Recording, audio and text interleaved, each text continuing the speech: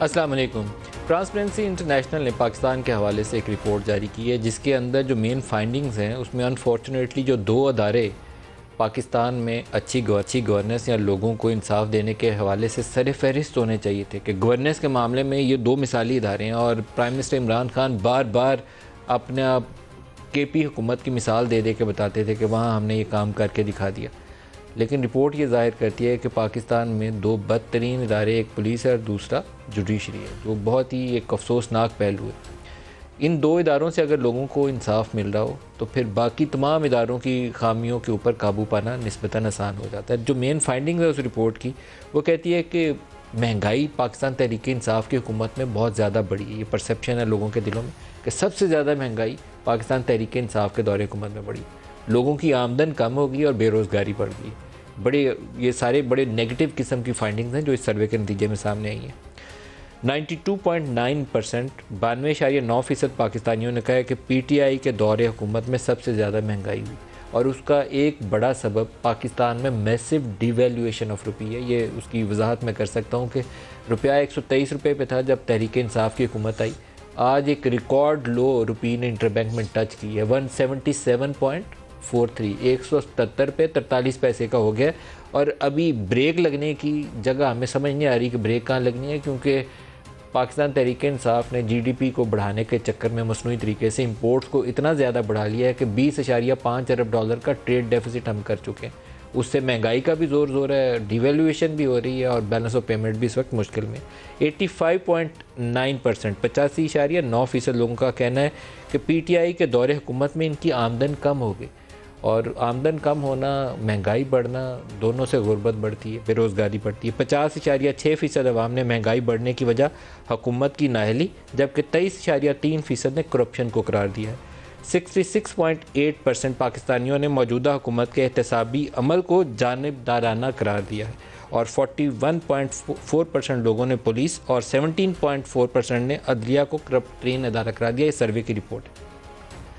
ये बहुत ही एक नेगेटिव किस्म की डायरेक्शन में ये तमाम इंडिकेटर्स जो हैं निशानदेही कर रहे हैं। क्यों इसके ऊपर काबू नहीं पाया जा सका, जबकि ख़ुद इमरान खान के तमाम नारे जो थे वो इन्हीं इदारों की या इन्हीं इंडिकेटर्स की बेहतरी के हवाले से, तो उस पर ओवरकम क्यों नहीं पाया जा सका। शायद इसमें एक वो डिनाइल वाला पहलू भी आ जाता है कि जब आपको एहसास ना हो कि मुल्क में हालात क्या हैं और आप कहते रहें कि सब अच्छा है, सब अच्छा है, सब अच्छा है, तो फिर आप असल इशूज़ की तरफ तवज्जो नहीं कर सकते। प्राइम मिनिस्टर आज के दिन भी यही कह रहे हैं कि पाकिस्तान में महंगाई नहीं है, जबकि पाकिस्तानी सारे चीख रहे हैं कि सबसे ज़्यादा महंगाई तहरीक इंसाफ के दौर में। दिखाइएगा प्राइम मिनिस्टर ने आज क्या कहा। पाकिस्तान दुनिया में सबसे सस्ता मुल्क है, बाकी दुनिया से सबसे कम कीमत पे हम अपना डीजल और अपना पेट्रोल बेच रहे हैं। बहरहाल महंगाई तो है और लोग मुश्किल में हैं। ये सर्दियों के बाद हमारा ख्याल है कि आहिस्ता आहिस्ता चीज़ें, कीमतें नीचे आ जाएंगी। पहले कोरोना आया, फिर महंगाई आ गई। जितना भी हम टैक्स से पैसा इकट्ठा करते हैं, आधा उसमें से पैसा जो पिछले उन्हें कर्जे लिए हुए हैं उनके ऊपर सूद और किस्तें अदा करने में चला जाता है। लिहाजा जो हमारे पास पैसा खर्च करने के लिए वो कम है।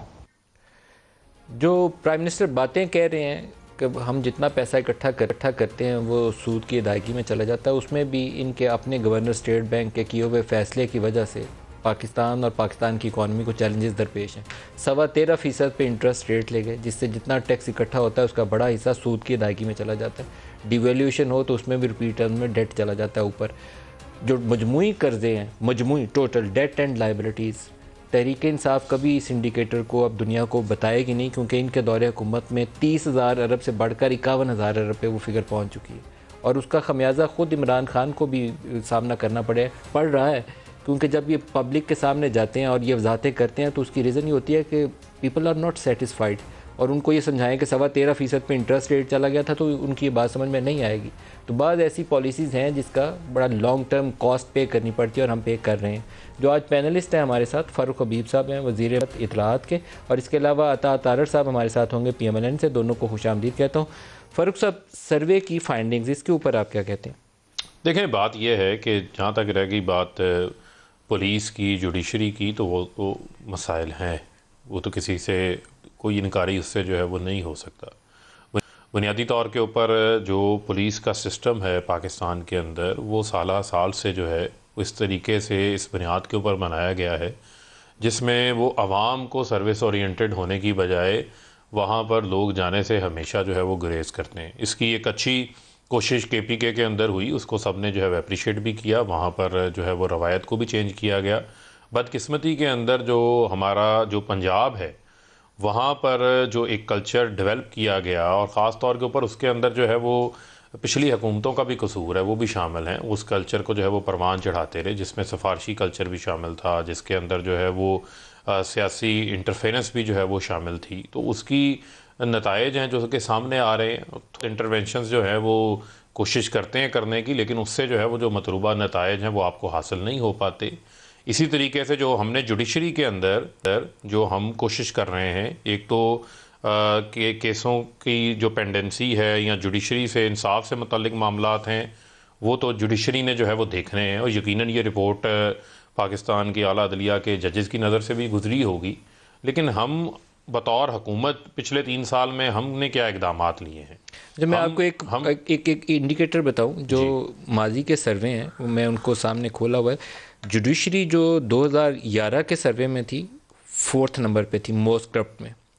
2010 वाले सर्वे के अंदर ये 6th मोस्ट करप्ट थी। 2009 वाले में ये परहैप्स 7th मोस्ट करप्ट थी। तो अब आके 2nd मोस्ट करप्ट जगह पे आ गई है।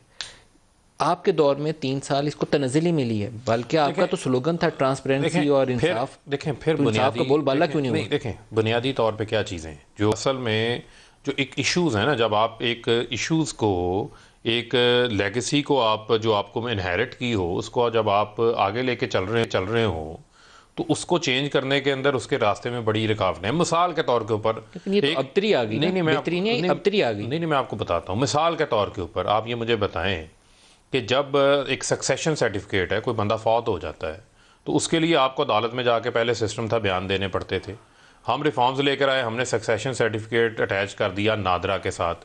आपके इल्म में उसके ऊपर हमें कितनी रेजिस्टेंस का सामना करना पड़ा, और वो रेजिस्टेंस कहाँ से आई?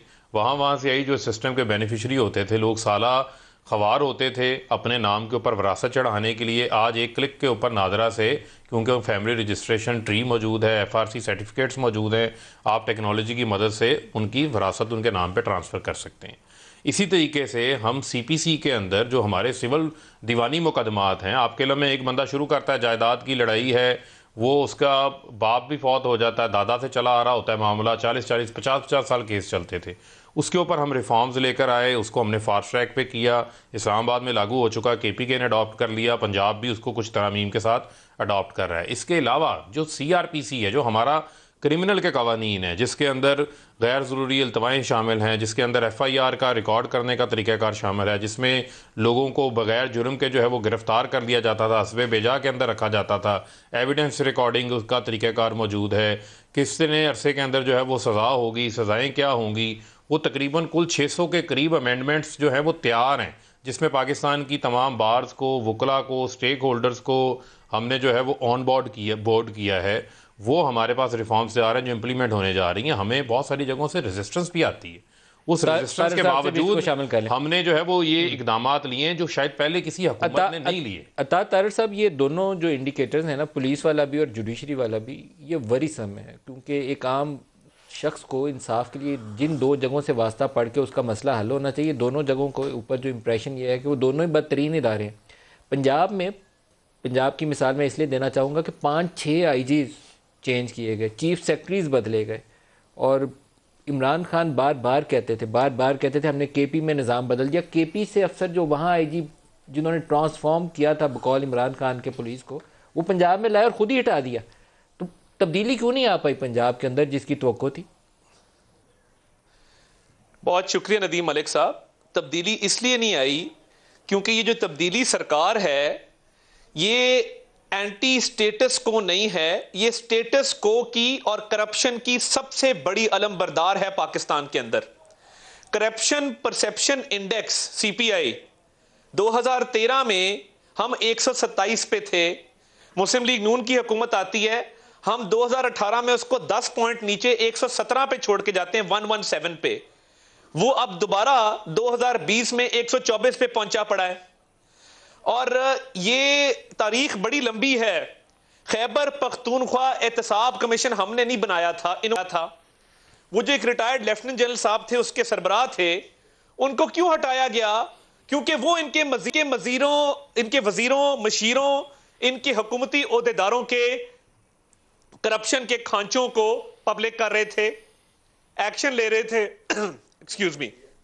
तो आपने देखा कि एहतसाब कमीशन के चेयरमैन को हटा दिया गया। अल्लाह बख्शे नासिर दुरानी साहब, वो IG KPK थे, उनको पंजाब में लाए, पुलिस रिफॉर्म्स यूनिट का हेड बनाया, और जब उन्होंने कहा कि यहां करप्शन हो रही है, उनको भी चलता किया, घर भेज दिया। प्रॉब्लम यह है, ये रिफॉर्म्स कौन नहीं होने देता और कहां पर रेजिस्टेंस आती है?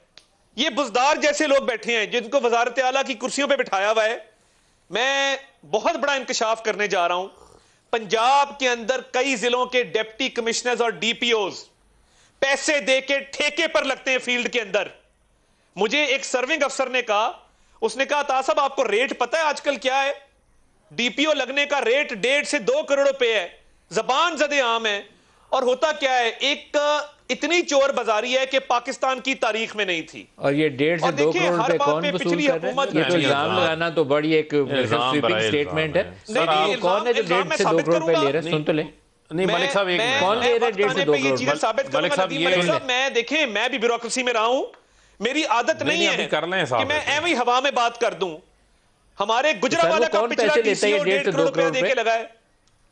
आपका क्या ख्याल है? बुजदार साहब के दफ्तर में डीलिंग ये होती है, इनके अपने लोग हमें बताते हैं। ताहिर खुर्शीद जब तक प्रिंसिपल सेक्रेटरी था, वो काम ये करता था, दफ्तर में लेन देन चलता था। और बुजदार साहब का मत पूछिए कि उनका फेज 5 लाहौर में घर किसने बनाया है, उनका मुल्तान में घर किसने बनाया है, और उस पर कितनी लागत आई है। ये सारा काम ठेकेदारों का किसने बनाया? यहां पे हाजी नमाजी बन के टीवी पे बैठ जाते हैं। और मैं आपको बताऊं किसने बनाया उनका घर? इन्होंने, ये आप तहकीक करें ना, आप सारे काम मैंने करने हैं, मुझे जरा अर्ज करने दें थोड़ी सी। सर इल्जाम आप आयद करें, मेरे तो इल्म में नहीं है, आपको पता होगा बता दें तो फरूख साहब से पूछ लेते हैं। मैं आपको इंफॉर्मेशन भेजूंगा, आप तहकीकात ये करवाएंगे। मैं आपको अर्ज करूं कि आटे का स्कैंडल आया, अरबों रुपए का स्कैंडल है। उसमें एक वजीर था जिसका नाम समीउल्लाह चौधरी, वजीर खुराक था, पंजाब का वजीर खुराक था। उसको घर भेजा, एक धेले की रिकवरी नहीं है, एक धेले का एक्शन नहीं है। गिरफ्तार करें ना समीउल्लाह चौधरी को, क्यों नहीं करते?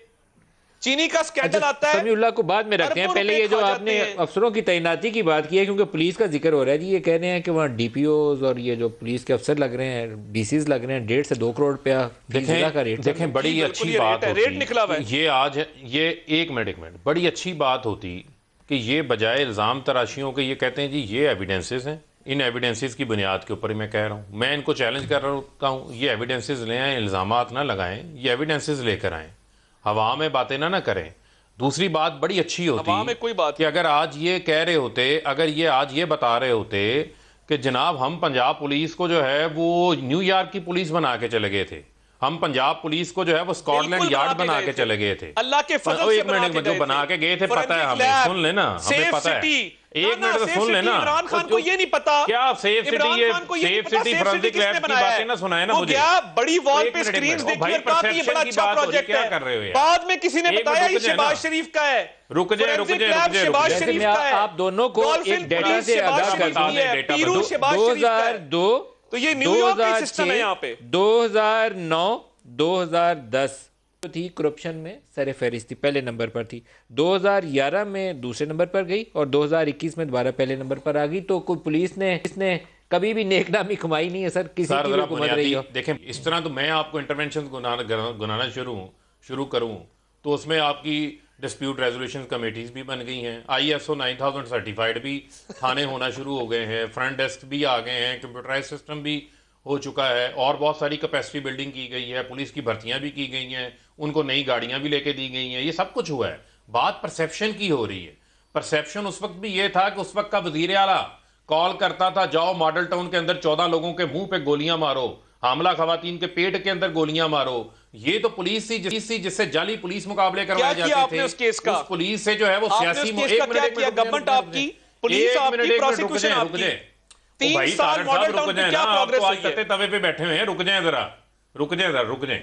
देखें बुनियादी तौर के ऊपर क्या मामला है सर, सुन लो ना, साडी भी सुन लो, मैंने आपकी सुन ली, जरा सुन ले जरा। देखें मामला क्या था उस वक्त पंजाब पुलिस को इन्होंने अपना जाती मुलाजिम बनाया हुआ था। पंजाब पुलिस की जो तैनातियां होती थी वो दिखाएं तस्वीरें, जो बड़े बड़े 20वें ग्रेड के 21वें ग्रेड के लोग हाथ बांध के शहबाज शरीफ के आगे सर झुकाए खड़े होते थे। साहिवाल में जिन्होंने गोलियां मारी थी उस खानदान को, आई होप कि आपने तो उनको पकड़ के सबको सजाई दे दी। एक मिनट, वो गोलियां जो है वो किसी सरकारी हुक्मनामे पे मारी गई थी। ये तो सियासी मुखालफिन के ऊपर चढ़ दौड़ी थी जो है वो पंजाब पुलिस में गोलियां किसने मारी थी? एक मिनट मलिक साहब बता तो दे। एक मिनट, दिन की रोशनी में पुलिस चढ़ दौड़ी थी। दिन की रोशनी में जो है वो तमाम टीवी चैनल्स के कैमरे ने दिखाया था। किसी को तौफीक हुई थी रोकने के लिए? कोई माजरत की गई थी? किसी ने कहा गया हमारी गलती? उस गलतियों के पीछे ये छुपते रहे हैं। मॉडल टाउन इनके ऊपर बहुत बड़ा दब्बा है। मैं खुद मानता हूं कि एक पाकिस्तान की तारीख के अंदर जो बहुत ही अफसोसनाक वाकया है उसमें से एक सब्जादार पुलिस मुकाबला क्या था। आज हकीकत खुलने देना, अब खुल के बात होगी। नहीं कुछ डिग आउट किया मैं हमको प्रोडक्टिव इसके ऊपर बात कर लेते, इदारा जाती इस्लाहात के ऊपर बात कर लेते, लेकिन उन्होंने बड़ा इल्जाम शुरू कर दिया। मुझे आप ये बताएं, लाहौर के अंदर खोखर पैलेस जो बड़े बड़े बैगों के तोहफे लेके देते हैं, जो ड्राइविंग के अखराजात चलाते हैं, वो जो 100 कनाल के ऊपर कब्जा करके बैठे हुए थे, वो उसी पुलिस ने करवाया हुआ था। लाहौर के अंदर नहीं, एक मिनट रुक जाएं। लाहौर के अंदर एक इनका एमपी था, उसका भाई सीसीपीओ इन्होंने लगाया हुआ था, वो इनको मंथलियां पहुंचाता था। ये क्या बातें करते हैं? सब्जाजार वाला रिंग कौन चलाता था? नहीं, सब्जाजार पुलिस मुकाबला आप भूल गए, कौन चलाता था? अच्छा एक मिनट मुझे आप ये आपकी जुबानी सुन। एक मिनट रुक जाएं। आज वो जीता जागता है आबिद बॉक्सर। आबिद, आपके टीवी भी मौजूद है, उसको लें आप टीवी के ऊपर, उसके इंकशाफात बताएं कि शहबाज शरीफ उनसे क्या करवाता है। इन्होंने टारगेट किलर्स रखे हुए थे, पुलिस की शक्ल में टारगेट किलर्स पुलिस के अंदर भर्ती किए हैं, कब्जा ग्रुप भर्ती किया है। ये इनका असल चेहरा। ये आज हमें बैठ के बातें करते हैं, ऐसी बातें ना करें। शीशे के घर में बैठ के दूसरों को पत्थर नहीं मारते। ये बातें बड़ी पुरानी हो गई हैं। फलां पैलेस, क्या हो गई? ये आपका गवर्नमेंट आपकी है, पंजाब पुलिस प्रोसिक्यूशन आपकी है, आपने पुलिस आपकी है, जाती गुंडों एडवोकेट जनरल का दफ्तर आपका है। आज वो काम बातें ना करें, एक्शन ले जाके। अगर गवर्नमेंट में होके भी, पुलिस मतहत होते हुए भी, प्रोसिक्यूशन मतहत होते हुए भी आपने मुझे ताने देने हैं, तो तानों का फायदा कोई नहीं ना। मेरे भाई आपकी गवर्नमेंट है और उस्मान बुजदार जैसा करप्ट वज़ीर आला आप कहते हैं इंतकामी पूरे खित्ते की तारीख में नहीं आया। ये तो उसके जाने के बाद किस्से खुलेंगे कि कहां कहां से मंथनियां आती हैं। हमारे दौर में जितने प्रोजेक्ट बने हैं, आपने सबकी 56 कंपनियां किधर गई? एक ढेले की करप्शन नहीं निकली। हमने जितने प्रोजेक्ट लगाए हैं, और मैं आपको एक बात बताऊं, शहबाज शरीफ साहब पे तनकीद ये होती थी कि जो अफसर लगाते हैं वो ऑनेस्ट अफसर होता है, वो एमएनएस एमपीएस की बात नहीं सुनता। आज तक तनकीद होती है कि जी शहबाज शरीफ के लगाए हुए अफसर गुड गवर्नेंस को प्रमोट करते थे, और कई दफा एमएनएस एमपीएस की बात वो नहीं सुनते थे। इलेक्टेड नुमाइंदों को शिकायत रहती थी। तो आपने क्या किया है? आपने पांच चीफ सेक्रेटरी और 6 आईजी तब्दील करके आपने पूरी पंजाब की ब्यूरोक्रेसी को करप्ट तरीन दुनिया की ब्यूरोक्रेसी में कन्वर्ट किया है। आपने आईजी इस तरह तब्दील किए हैं, हमने कभी क्लर्क कैसे तब्दील नहीं किए थे। हमने सिक्योरिटी ऑफ टेन्योर दिया ऑफिसर्स को, और यकीन माने मुश्ताक सुखेरा साहब जिंदा है, हमारे आईजी थे, इनकार करते थे कामों के ऊपर, कहते थे कि ये काम हो सकता है, ये नहीं हो सकता। उसके बाद आपने आप लोगों ने नवाज दिया, आप लोगों ने इतने आईजी तब्दील किए हैं, इतने चीफ सेक्रेटरी तब्दील किए हैं कि गवर्नेंस की आपने एक सूबाई बैड गवर्नेंस इस तरीके से कभी सूबे की तारीख में नहीं हुई। उस्मान बुजदार की क्वालिफिकेशन क्या है मुझे बता देना। चले पढ़ा लिखा नहीं है कोई बात नहीं, उसका एडमिनिस्ट्रेटिव एक्सपीरियंस क्या है? एक बंदा इनकॉम्पिटेंट हो, ऊपर से बंदे का तजर्बा कोई ना हो, और बंदा रज के करप्शन करे, ऐसे बंदे को तो उठा के बाहर फेंक देना चाहिए। आपने उसको वज़ीर आला पंजाब बनाया हुआ है, उसने पंजाब में डेंगू का स्प्रे जो मार्च में उन्होंने सितंबर में करवाया है, क्योंकि वो करप्ट है, वो इनकॉम्पिटेंट है। स्टोरेज टैंक बन गया है, वहां बारिश पड़ती पानी नहीं खड़ा होता। बहुत हमने बड़े काम किए हैं। मैं जिस शहर खाने वाले में बैठूं, या मोटरवे हमने बनाई है, आप क्या बात कर रहे हैं? आपके पल्ले है कुछ नहीं। करप्शन और सिर्फ करप्शन। जो बने मंसूबे थे वो बंद करवा दिए। ब्रेक ले लें, ब्रेक से वापस आते हैं तो महंगाई वाला इशू बहुत अहम है, उसके ऊपर भी बात करेंगे। हमारे साथ रहिए।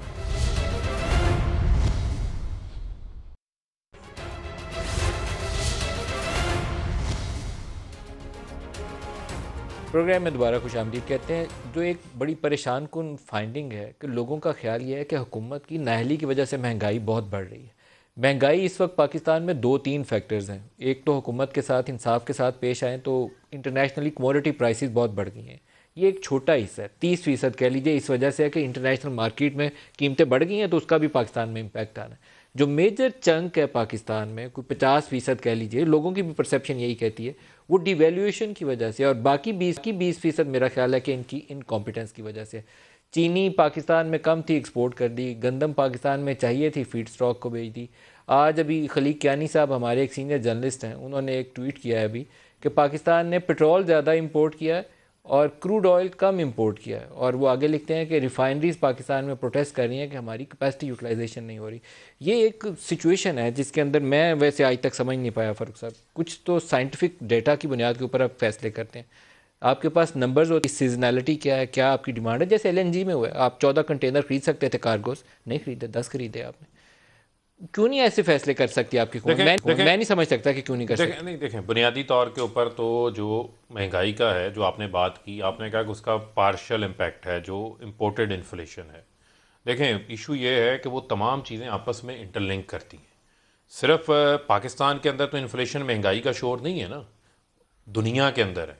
मैं अमेरिका के अंदर 6.5% उनकी इन्फ्लेशन आई है। सर पाकिस्तान में इंपोर्टेड इन्फ्लेशन में डबल एज रोड इसलिए हुई है कि हमारे यहाँ एक तो महंगी चीज़ आई, 1 से 2 रुपये होगी, और हमने डॉलर डिवैल्यू कर दिया, रुपया डिवैल्यू कर दिया, वो 4 रुपये। उसकी भी मलिक साहब रीज़न है ना, कुछ रुपया पाकिस्तान के अंदर जो है वो पहली बार डिवैल्यू नहीं हुआ।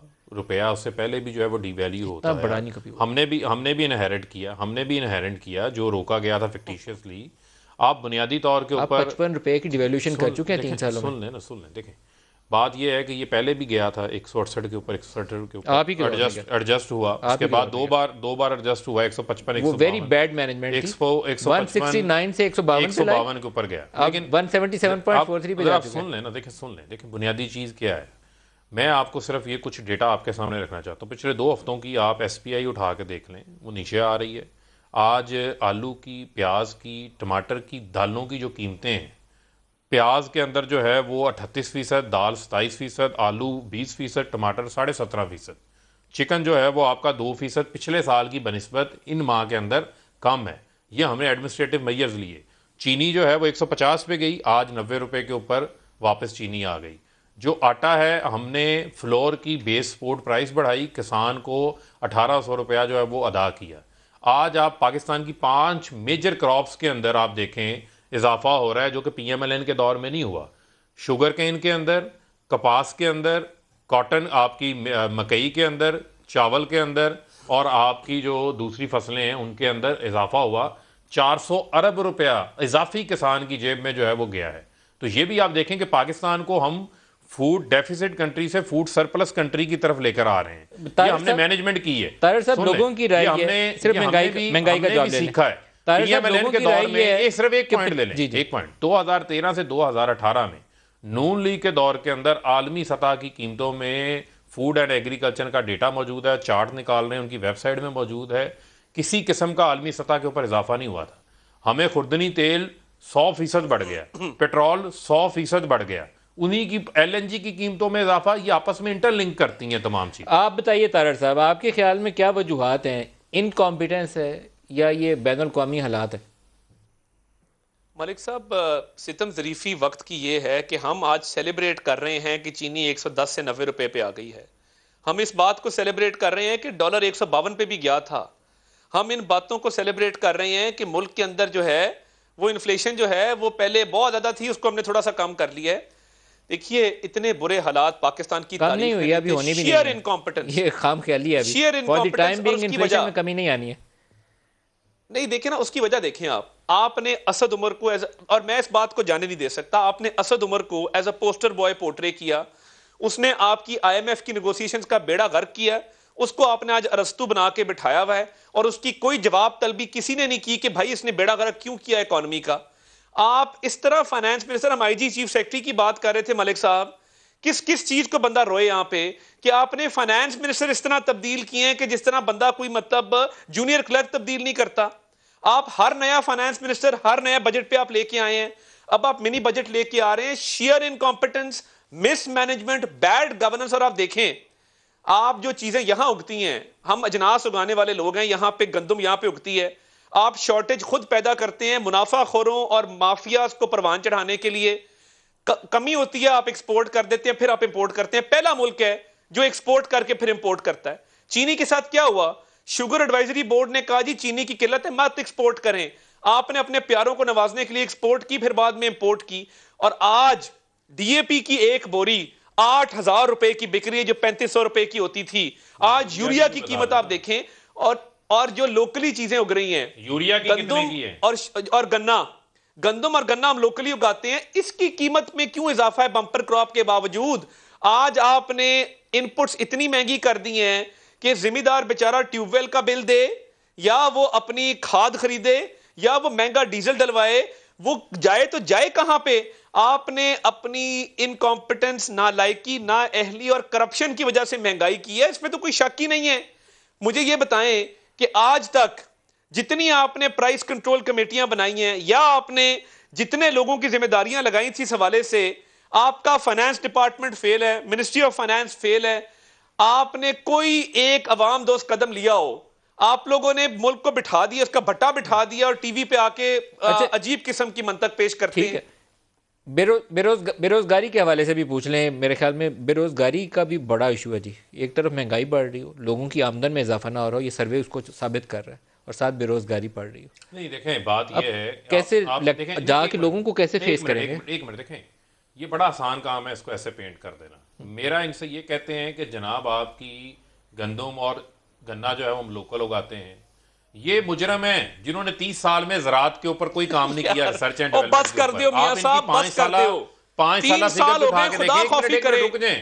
चोरों के दौर में चीनी 55 रुपए, आटा 35 रुपए, और आपने खाजी, नमाजी, परेजी आपके दौर में 100 रुपए से टाप गया। बस कर दियो सर, कोई बात मान लेनी चाहिए, हमें माफ कर दें, सुन लेना, हमें इससे बाहर रहने दें। आपको 30 साल इमरान खान को आप दे दें, वो बेड़ा गर्क करेगा, उसको नई हुकूमत चलानी है।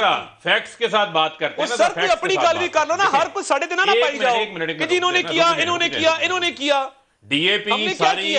डीएपी जो है वो सारी आपकी इंपोर्टेड है, आपकी इंपोर्टेड है। बता दें कोई यूनिट इन्होंने पाकिस्तान के अंदर लगा के गए थे डीएपी बनाने का, तो मैं मान, आपने 3 साल में 25 यूनिट लगा दिए। एक मिनट तारड़ साहब, एक मिनट रुक जाएं। यूरिया इनके दौर के अंदर, मैं इनको चैलेंज करने लगा हूं, फर्टिलाइजर इंपोर्ट होती थी पीएमएलएन के दौर के अंदर। पिछले 3 साल में पीटीआई की हुकूमत ने गैस दी, फुल कैपेसिटी पे चलाई, हमने एक बोरी फर्टिलाइजर की इंपोर्ट नहीं की। किसानों को आज भी 1800-1900 रुपए में फर्टिलाइजर की बोरी दस्तयाब है। हमने क्रैक डाउन किया जिन्होंने जखीरा अंदोजी करने की कोशिश की। आज फर्टिलाइजर आज अगर आपको इंपोर्ट करनी पड़े 10,000 की बोरी है। अच्छा, आपकी इजाजत से सहूलत मिल रही है। एक मिनट आपकी इजाजत से मैं सिर्फ एक जवाब ले लें। गन्ने का काश्तकार हम कर रहे, 15 दिन के अंदर उनको पेमेंट होनी है। लोग Ramzan sugar mill, Chaudhary sugar mill, शरीफों की शुगर मिलों के पीछे साल पैसे लेने के लिए एहतजाज करके इनको पैसे लेने पड़ते थे। किसान के सर के ऊपर इमरान खान ने हाथ रखा है। अहमी तो नहीं कॉटन की पैदावार बढ़ गई। सलाहुद्दीन साहब हाईकोर्ट बार से हमारे साथ हैं। सलाहुद्दीन साहब, आपको खुशामदीद भी कहता हूँ। साकिब निसार साहब की ऑडियो मामला हाईकोर्ट के सामने है, आप क्या सोचते हैं? आपके जहन में क्या आर्गूमेंट है कि इसकी तहकीक होनी चाहिए, नहीं होनी चाहिए? आप तो गए तो हुए हैं, लेकिन अदालत का मूड देखते हुए आपकी क्या राय बनती है? जी शुक्रिया नदीम साहब। हमारा मुतालबा तो बड़ा सिंपल सा है कि ये एक ऑडियो है और जो मंजर आम पे आई है, इससे पहले 4-5 डिफरेंट सोर्सेज से कभी कोई हाई कोर्ट का जज कहता है शौकत सिद्दीकी साहब के इंटरफेरेंस हो रही थी ये केसेस में एजेंसियों की तरफ से। कभी कोई जो जज ट्रायल जज थे अरशद मलिक साहब, उनकी कोई वीडियो आती है, फिर उनका एक कोई एफिडेविट आता है कि नहीं इंटरफेरेंस एजेंसियों की तरफ से या जज या अदालत उज़्मा की तरफ से नहीं थी बल्कि शरीफ खानदान की तरफ से थी। कभी कोई गिलगित बल्तिस्तान के चीफ जज का कोई अल्फिया बयान आता है। कभी हर कोने से ये एलिगेशन आ रही है। तो हमारा सिर्फ मुतालबा है कि सैकड़ों हजारों केसेस में जब इस किस्म के मामलात होते हैं तो अदालतें कमीशन फॉर्म करती हैं ऐसी इम्पार्शियल क्रेडिबिलिटी वाले लोगों को उसमें नामजद करके कि एक बार तहकीकात हो जाए कि भाई आया ये जो इल्जामात हैं ये सही हैं या गलत हैं। अगर गलत है तो जुडिशरी जो है वो सुरखरू होगी, उसकी जो क्रेडिबिलिटी और उसकी जो रेपुटेशन है वो इनहांस होगी। अगर कोई सही है कि पार्शियली या कंप्लीटली सही है, तो कम से कम जो लोग थे वो आइसोलेट हो जाएंगे। तो सलाउद्दीन साहब, जाती तौर पर मैं एज ए जर्नलिस्ट, मेरी राय ये है कि इन जितनी भी ऑडियोज वीडियोस हैं, ये हाई कोर्ट और सुप्रीम कोर्ट के अगर जजेस का नाम आ रहा हो तो उसकी तहकीक होनी चाहिए, ताकि हमारा उस अदालत के ऊपर से भरोसा ना उठे। मैं तो इस पर बिल्कुल ये कहूँगा कि होनी चाहिए, शफाफ होनी चाहिए और पूरी कौम को बताना चाहिए। और अगर किसी ने झूठे इल्ज़ामात लगाए हैं, झूठी ऑडियो वीडियोस बनाई हैं, तो उसकी सजा का, उसके ऊपर सजा का अमल भी होना चाहिए। लेकिन अदालत को तशवीश ये है कि रोज कोई घड़ के ले आएगा अगर ऑडियो, तो फिर हम रोज कमीशन बनाएंगे। ये भी एक सवाल तो है सामने। देखिए, बात बिल्कुल एक बड़ा एक जेन्युइन सवाल है, मगर देखें अगर ये एक वीडियो का मामला होता या एक ऑडियो का होता तो ठीक है, आप कहें कि चले हमने ये सोशल मीडिया पे आजकल कोई भी एडिटिंग सॉफ्टवेयर लेके कोई उल्टी सीधी चीज बना दे तो हम हर चीज का हम जायजा नहीं लेंगे। मगर बात ये है कि जब 4-5 अपना और सीनियर लोग ये जजेस हैं, कोई चीफ जज है, कोई सीनियर प्यूनी जज है इस्लामाबाद हाई कोर्ट का, वो भी यही बात कर रहा है, कोई सेशन जज है, कोई अपना बराए रास्त किसी चीफ जस्टिस की ऑडियो पॉर्टेड ऑडियो है, तो जब 5-6 जगहों से डिफरेंट अनकनेक्टेड सोर्सेज से, बजाहिर अनकनेक्टेड सोर्सेज से आपको एक ही बात सुनने में आ रही हो, तो उस वक्त फिर आप ये कह दें कि नहीं बस ये कुछ भी नहीं है, हम इग्नोर कर देंगे, और अगर ज्यादा वावेला उठे तो आप फिर कहें कि नहीं हम कंटेम्प्ट में लोगों को, जिन लोगों ने ये बात कर रहे हैं हम उनको कंटेम्प्ट में अंदर कर देंगे, वो अब मुनासिब में नहीं है। अगर आपने जुडिशरी की साख्त, और बेसिकली जुडिशरी की एफिकेसी डिपेंड करती है कि पब्लिक का कॉन्फिडेंस हो उस पर। अगर वो पब्लिक का जो एतमाद है वो खत्म हो जाएगा तो फिर जुडिशरी बिल्कुल एक यूजलेस इनइफेक्टिव इदारा बन जाएगा। तो इसलिए हम चाहते हैं कि ये क्लियर कट एक इंक्वायरी हो जाए, उसमें दूध का दूध और पानी का पानी हो जाए। सलाउद्दीन साहब, बहुत शुक्रिया। आप हमारे ट्रांसपेरेंसी का अगर सर्वे सामने रखें तो जुडिशरी का जो नंबर सर्वे के सामने आया है, तो शायद जुडिशरी को ये इंक्वायरी करवा लेनी चाहिए, ताकि जो झूठ बोलता है, झूठा इल्ज़ाम लगाता है, या किसी ने घड़ी है वीडियो या ऑडियो, तो उसको पकड़ा जा सके, और अगर कोई मुलव्वस है तो उसको सजा दी जा सके। एक ब्रेक ले लेंगे, हमारे साथ रहिएगा।